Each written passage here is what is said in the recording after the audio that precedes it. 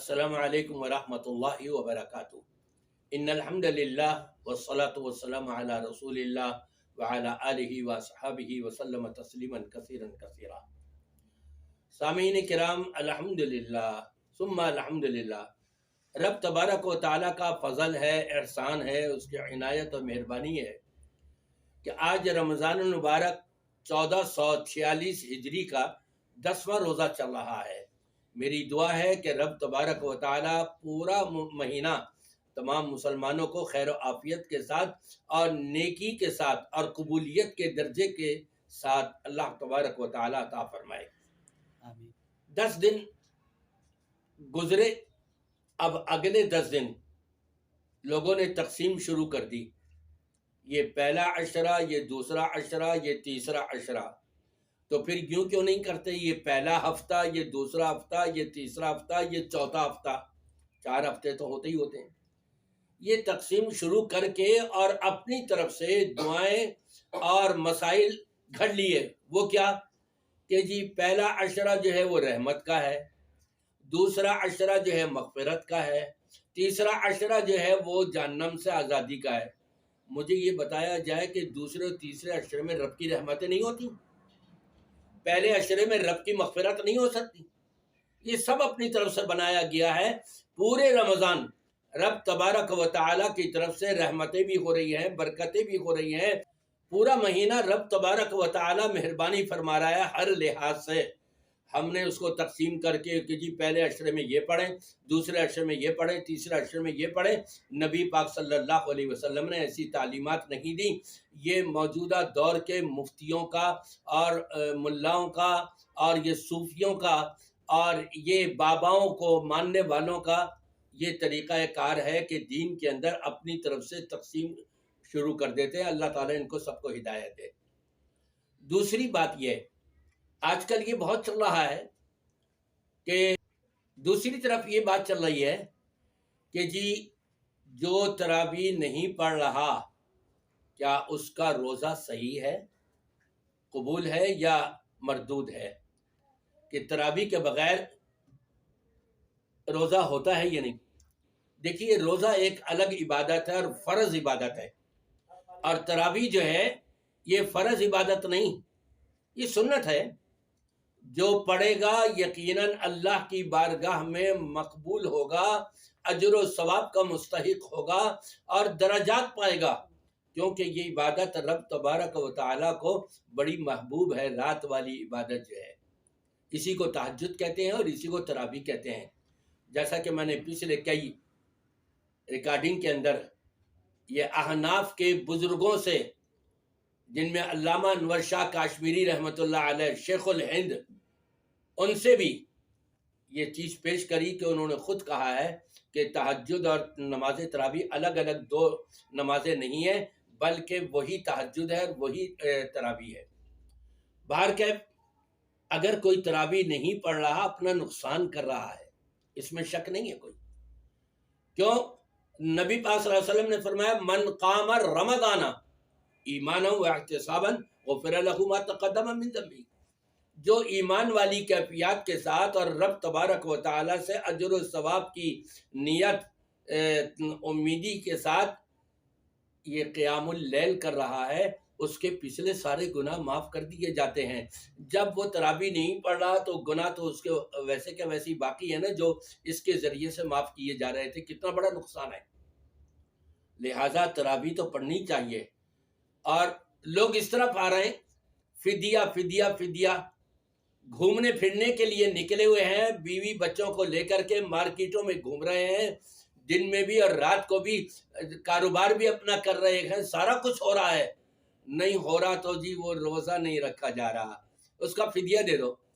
یہ مفتیوں نے، موجودہ دور کے مفتیوں نے لوگوں کو فدیے پہ لگا کے روزے سے ہٹا رہے ہیں، نمازوں سے ہٹا رہے ہیں۔ اور مجھے تو افسوس اس وقت ہوا جب مفتی طارق مسعود صاحب نے بھی یہ کہا کہ جی علماء نے لکھا ہے کہ 2.25 سیر گندم فدیے کی دے دی جائے، ہر نماز کے بدلے میں 5 نمازیں اور 1 وتر، یہ 6 نمازیں ہو گئیں۔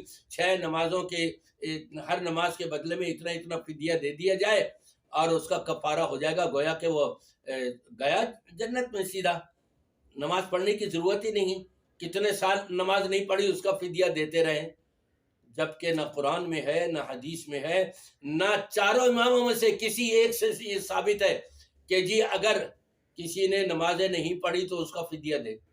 یہ فدیے کی طرف لگا کر کے آج کے مفتی اور مولوی جو ہیں، یہ ہم پہلے بابا والوں کو تو کہہ رہے تھے جو قبر پرست ہیں، مزار خانقاہوں پر جا کر کے خاک چھاننے والے ہیں، ان کو تو ہم کہتے تھے، لیکن اب دیوبندیوں میں بھی مفتی طارق مسعود صاحب کا یہ کلپ آ گیا، وائرل ہو گیا کہ جی یہ فدیہ دے دیں، اور کہتے ہیں جامع الرشید والوں نے 2.25 کلو یعنی آدھا کلو یا آدھا سیر بڑھا کر کے وہ فدیہ رکھا ہے۔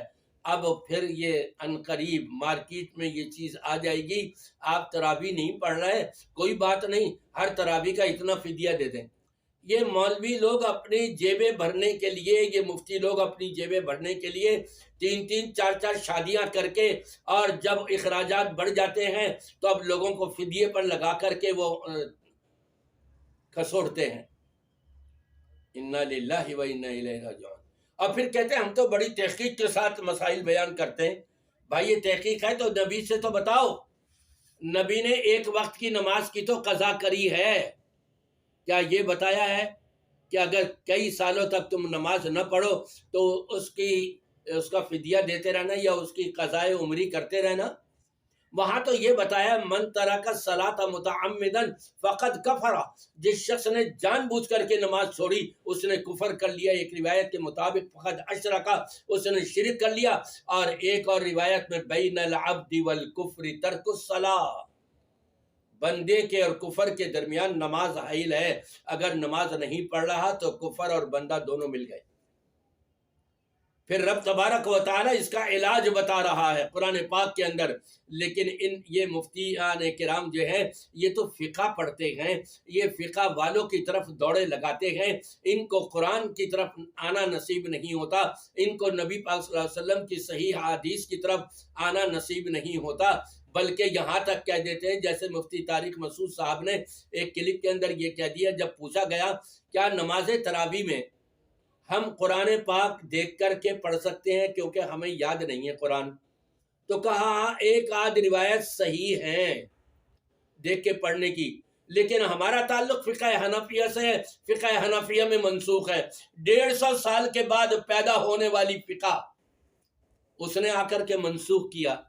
کم از کم کہتے ہوئے یہ حیا تو آنی چاہیے تھی نا، کہ یہ بھی قبول رہے ہیں کہ جی صحیح سند سے ثابت ہے، صحیح روایتوں سے حضرت عائشہ رضی اللہ تعالی عنہا کا غلام جو ہے وہ پڑھا ہوا نہیں تھا زیادہ، وہ پھر قرآن دیکھ کر کے تراویح میں نفل کے اندر وہ پڑھ لیا کرتا تھا، صحیح روایت ہے۔ جب آپ خود قبول رہے ہو کہ صحیح روایت ہے تو اسی کے مطابق فتویٰ دو نا، پھر فقہ حنفیہ پر کیوں جا رہے ہو؟ اللہ تبارک و تعالی ان کو قرآن و سنت کی صحیح سمجھ عطا فرمائے۔ رب نے قرآن پاک میں اس کا علاج بتا دیا، اور وہ یہ ہے الا من تاب وآمن، جو توبہ کر لے یعنی لوٹ کر کے آ جائے، برائی کو چھوڑ کر کے اس طرف آ جائے، توبہ کر لے، معافی مانگ لے، استغفار کر لے، وآمن، اور ایمان لے آئے۔ پہلے تو ایمان نہیں تھا نا، نمازیں چھوڑ رہا تھا، تو نبی نے فرما دیا کفر اور یہ دونوں مل گئے ہیں۔ توبہ کر لے، استغفار کر لے، ندامت محسوس کرے، شرمندگی محسوس کرتے ہوئے اللہ سے معافی مانگے اور ایمان لے آئے۔ وَعَمِلَ عَمَلًا صَالِحًا، اب نیک اعمال کرنا شروع کر دیں، تو رب تبارک و تعالیٰ کیا فرماتے ہیں؟ فَأُولَٰئِكَ يُبَدِّلُ اللَّهُ سَيِّئَاتِهِمْ حَسَنَاتٍ، یہ تو وہ لوگ ہیں جنہوں نے پہلے جتنے گناہ کیے تھے نا، اتنی تعداد میں گناہ معاف کر کے اور اتنی تعداد میں رب تبارک و تعالیٰ ان کے کھاتے میں نیکیاں لکھوا دیتا ہے۔ اللہ کی طرف سے ملنے والا فدیہ، اللہ کی طرف سے ملنے والا ان کے گناہوں کا کفارہ، یہ مفتیان کو آج قبول نہیں ہے۔ کیوں؟ کہ ان کی جیبیں خالی رہ جاتی ہے، فدیہ مقرر کر دیتے ہیں ہر چیز کے اوپر کہ جی روزوں کا، یہ نمازوں کا بھی فدیہ ہے، اور اب آگے چل کر کے تراویح کا بھی فدیہ مقرر کر دیں گے۔ کیونکہ تراویح کے ساتھ ہی انسان عام طور پہ وطر پڑھتا ہے، اور وطر کا فدیہ تو وہ مفتی طارق مسعود صاحب نے پہلے ہی مقرر کر دیا ہے۔